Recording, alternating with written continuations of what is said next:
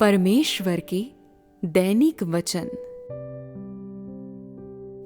यद्यपि तुम युवा लोग जवान शेरों के समान हो, पर तुम्हारे दिलों में शायद ही सच्चा मार्ग है। तुम्हारा यौवन तुम लोगों को मेरे अधिक कार्य का हकदार नहीं बनाता।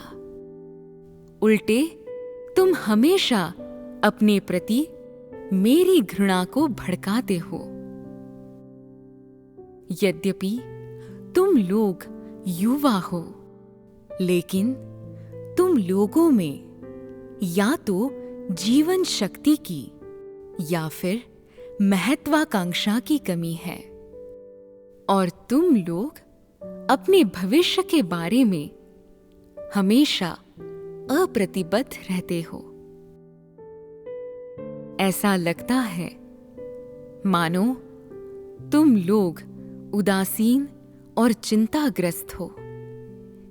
ये कहा जा सकता है कि युवा लोगों में जो जीवन शक्ति, आदर्श और उद्देश्य पाए जाने चाहिए, वे तुम लोगों में बिल्कुल नहीं मिल सकते।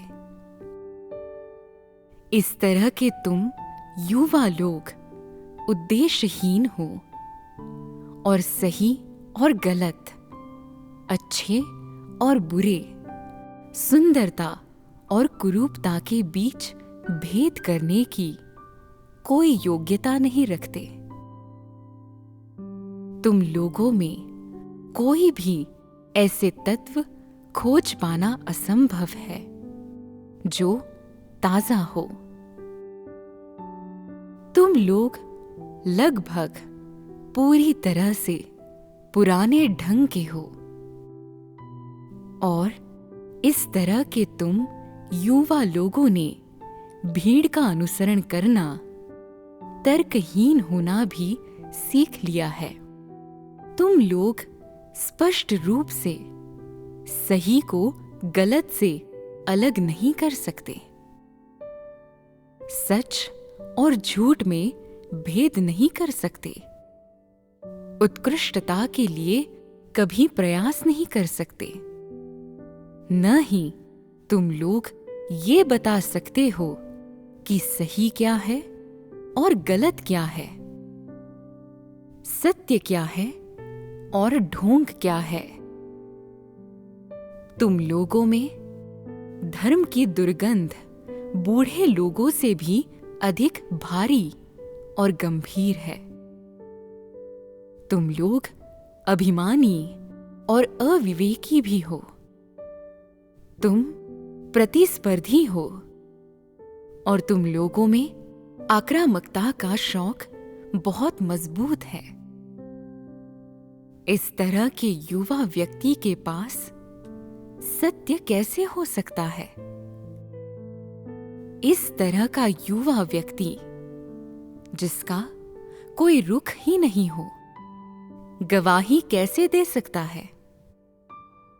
जिस व्यक्ति में सही और गलत के बीच अंतर करने की क्षमता न हो, उसे युवा कैसे कहा जा सकता है? जिस व्यक्ति में एक युवा व्यक्ति की जीवन शक्ति, जोश, ताजगी, शांति और स्थिरता नहीं है, उसे मेरा अनुयायी कैसे कहा जा सकता है? जिस व्यक्ति में कोई सच्चाई, कोई न्याय की भावना न हो, बल्कि जिसे खेलना और लड़ना पसंद हो, वो मेरा गवाह बनने के योग्य कैसे हो सकता है? युवा लोगों की आंखें दूसरों के लिए धोखे और पूर्वाग्रह से भरी हुई नहीं होनी चाहिए, और उन्हें विनाशकारी, घृणित कृत्य नहीं करने चाहिए। उन्हें आदर्शों, आकांक्षाओं और खुद को बेहतर बनाने की उत्साहपूर्ण इच्छा से रहित नहीं होना चाहिए। उन्हें अपनी संभावनाओं को लेकर निराश नहीं होना चाहिए और न ही उन्हें जीवन में आशा और भविष्य में भरोसा खोना चाहिए। उनमें उस सत्य के मार्ग पर बने रहने की दृढ़ता होनी चाहिए जिसे उन्होंने अब चुना है, ताकि वे मेरे लिए अपना पूरा जीवन खपाने की अपनी इच्छा साकार कर सकें।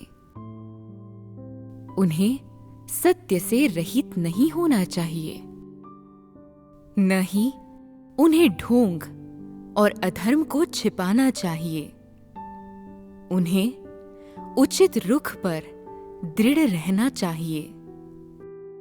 उन्हें सिर्फ यूं ही धारा के साथ बह नहीं जाना चाहिए, बल्कि उनमें न्याय और सत्य के लिए बलिदान और संघर्ष करने की हिम्मत होनी चाहिए।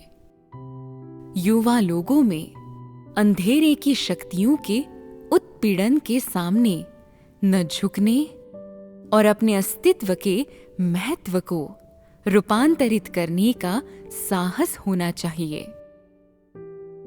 युवा लोगों को प्रतिकूल परिस्थितियों के सामने नतमस्तक नहीं हो जाना चाहिए, बल्कि अपने भाइयों और बहनों के लिए माफी की भावना के साथ खुला और स्पष्ट होना चाहिए।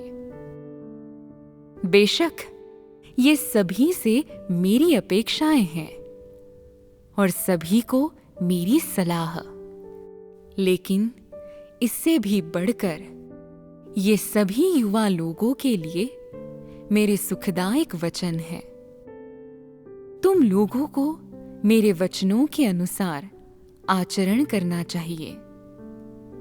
विशेष रूप से युवा लोगों को मुद्दों में विवेक का उपयोग करने और न्याय और सत्य की तलाश करने के संकल्प से रहित नहीं होना चाहिए। तुम लोगों को सभी सुंदर और अच्छी चीजों का अनुसरण करना चाहिए और तुम्हें सभी सकारात्मक चीजों की वास्तविकता प्राप्त करनी चाहिए।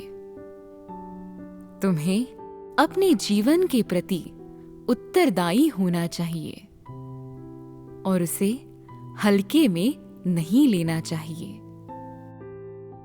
लोग पृथ्वी पर आते हैं और मेरे सामने आ पाना दुर्लभ है और सत्य को खोजने और प्राप्त करने का अवसर पाना भी दुर्लभ है।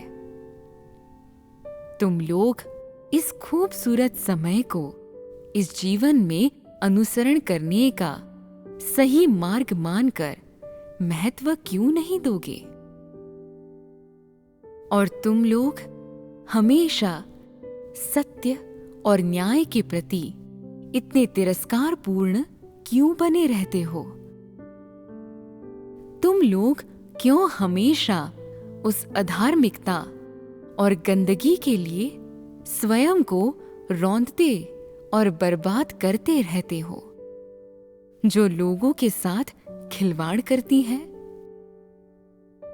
और तुम लोग क्यों बूढ़े लोगों की तरह वैसे काम करते हो जो अधर्मी लोग करते हैं? तुम लोग पुरानी चीजों के पुराने तरीकों का अनुकरण क्यों करते हो? तुम लोगों का जीवन न्याय, सत्य और पवित्रता से भरा होना चाहिए। उसे इतनी कम उम्र में इतना भ्रष्ट नहीं होना चाहिए जो नरक में गिराने की ओर अग्रसर करे। क्या तुम लोगों को नहीं लगता कि ये एक भयानक दुर्भाग्य होगा? क्या तुम लोगों को नहीं लगता कि ये बहुत अन्यायपूर्ण होगा?